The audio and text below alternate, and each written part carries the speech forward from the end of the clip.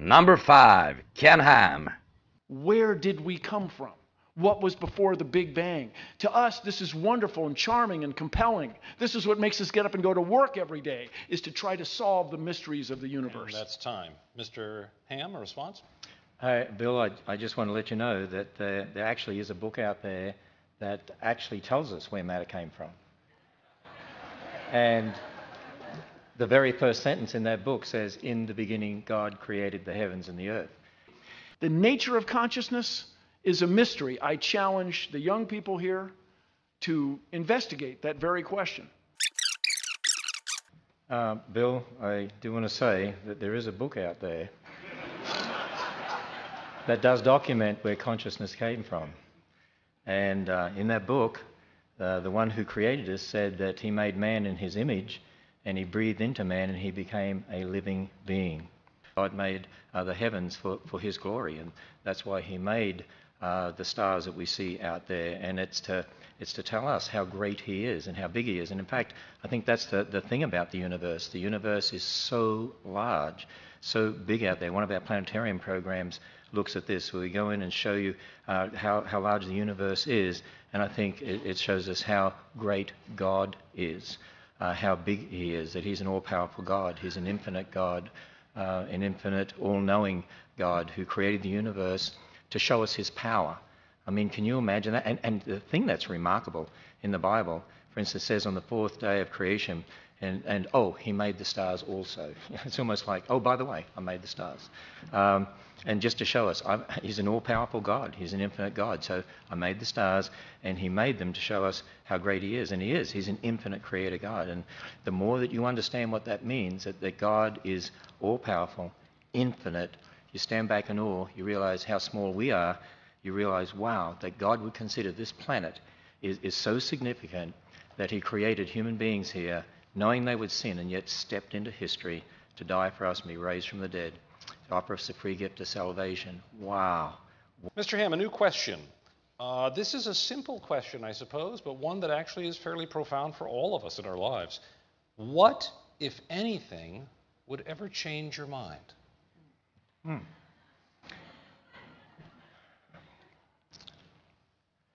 Well, and so as far as the Word of God is concerned, no. No one's ever going to convince me that the Word of God is not true. And I would ask Bill the question, what would change your mind? I mean, you said even if you came to faith, you'd never give up believing in billions of years. I think I quoted you correctly. You said something like that recently. So that would be also my question to Bill. Time. Mr. Nye? We would just need one piece of evidence. We would need the fossil that swam from one layer to another. We would need evidence that the universe is not expanding. We would need evidence that the stars appear to be far away, but they're not. We would need evidence that rock layers can somehow form in just 4,000 years instead of the extraordinary amount. We would need evidence that somehow you can reset atomic clocks and keep neutrons from becoming protons. You bring on any of those things, and you would change me immediately. Number 4, Kent Hovind. Lastly, microevolution. I object to the term, but they use it, so I believe in number 6. That happens. I think variations happen within the kinds, but the first 5 are purely religious. I think, quite frankly, they're stupid. Who's ever seen a Big Bang create order? Big Bangs don't create order. That's stupid. Adding energy is going to make it worse, okay? The Japanese added all kinds of energy to Pearl Harbor one day. So to say that you can overcome the second law by adding energy is stupid. Things get better. That's silly, okay? Textbook says nothing really means nothing. That's stupid. The Big Bang Theory is stupid, okay? In the beginning, God created the heaven and the earth. So when they tell you it spun faster and faster and one day it exploded, that's simply stupid, okay? That's not the way it happened.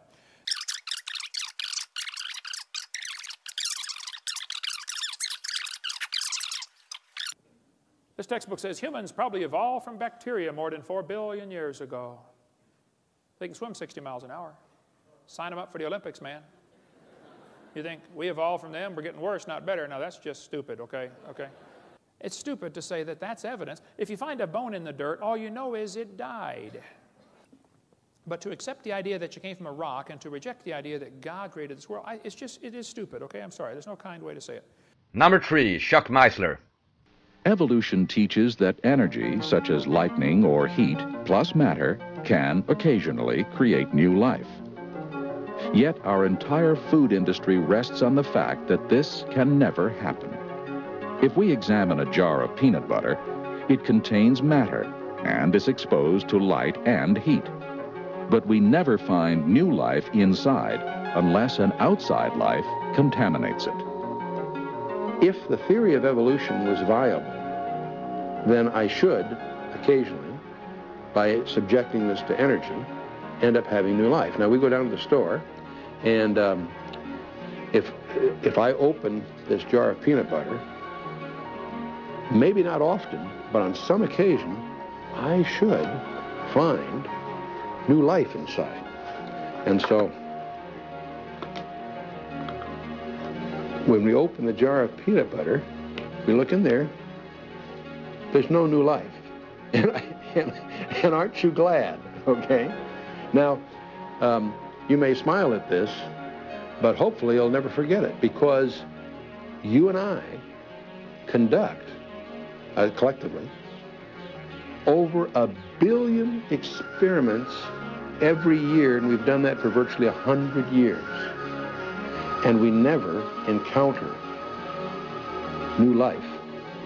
In fact, the entire food industry of the world depends on the fact that evolution doesn't happen. Number 2, Joshua Feuerstein. What's up, Josh Stein here. So I'm here to issue the $100,000 atheist challenge to anybody that could provide me proof or evidence that God does not exist. I think it's rather ridiculous that there's been people for a long time that have said that God does not exist, and yet they're unarmed because they have zero evidence and zero proof. How would that ever hold up in a court of law? You know, it's funny, I was talking to an atheist the other day, and he told me, he said, I don't believe that there's any such thing as absolute truth. I said, you really believe that? He said, absolutely. I said, therefore, you now have absolute truth. If you absolutely believe that there is no such thing as absolute truth, that's exactly what it is. You live in a dichotomy, a paradigm, a problem, and a paradox.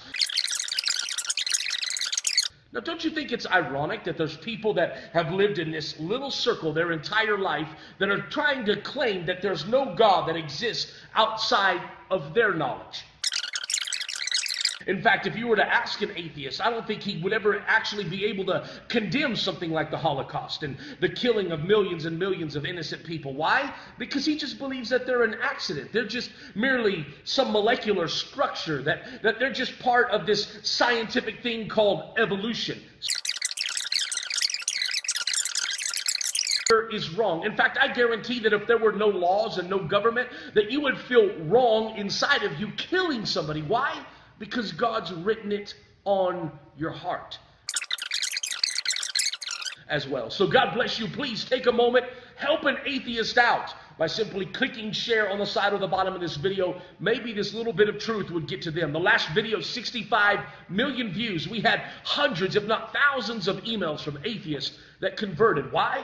Because they looked at common sense, at logic. So I challenge you right now, click share on the side or the bottom of this video. If you're not my friend already on Facebook, click my name at the top of the video, like and comment below. I love hearing from all of you. God bless. Have a very, very beautiful day. And number 1, Sid Roth.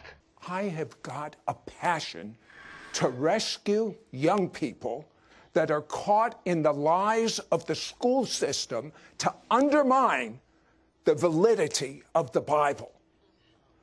My guest has absolute scientific proof, because he's an outstanding scientist, that evolution is not scientific. I mean, pretend the entire Earth is represented by this puzzle, this box. Okay. Either the puzzle made itself, either all the pieces, which are like the animals we find all over the Earth, made themselves, or something outside of this box made the box.